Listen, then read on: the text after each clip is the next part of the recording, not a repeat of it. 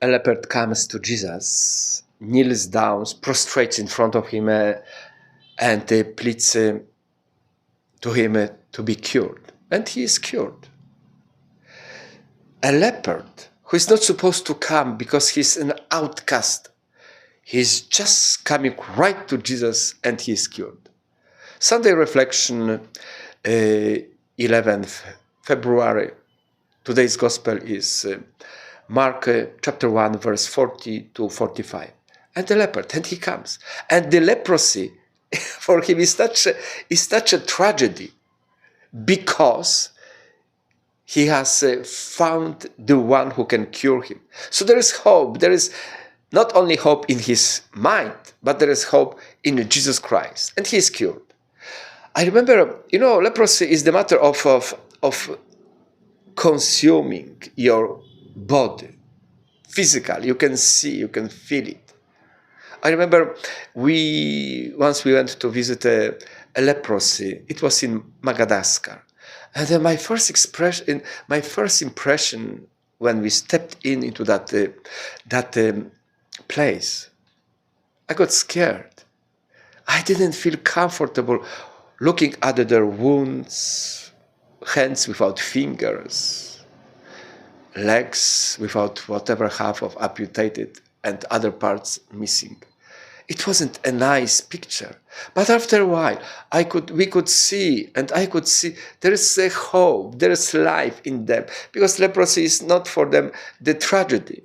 There is a medical treatment can stop, and they are learning new life, and they are alive. They are alive. The leprosy of nowadays is a sin.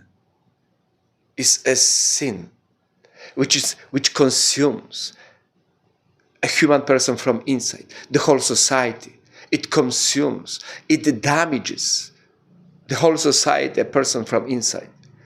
Look at the very simple fact.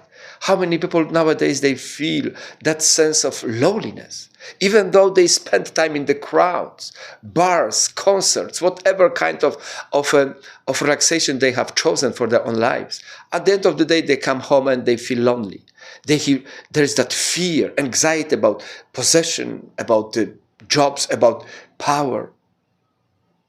And that is the effects of that leprosy, which is a sin in the society. What St. Paul says in Galatians, his letter to Galatians, chapter 5, verse 19 to 22, he says, sexual vices, impurity, sensuality, worship of false gods, jealousy, bad temper, quarrels, disagreement, orgies, and such things. And that's what we can see. And that is the effect of that leprosy nowadays. But it is not a tragedy, not at all, because there is Jesus Christ who comes and he says, with my precious blood, you are free. You are free. So just if you come close to him, if you prostrate in front of him and ask him very simple question, please purify me, forgive my sins, is done with his precious blood.